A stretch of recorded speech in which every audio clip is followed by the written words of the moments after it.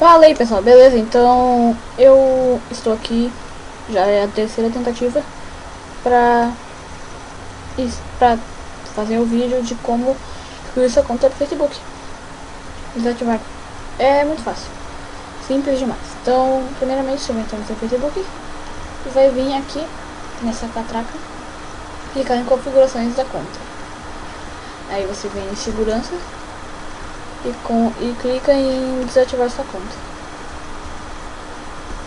Aí você escolhe o motivo e depois você pode optar por não receber e-mails do Facebook. É só clicar em confirmar. Bote sua senha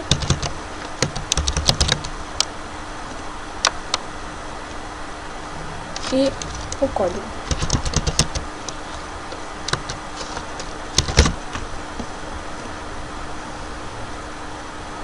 E pronto, você desativou sua conta.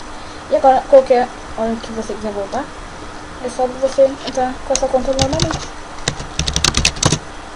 Só que quando você não tiver, quando a sua conta estiver desativada, ninguém vai conseguir te ver.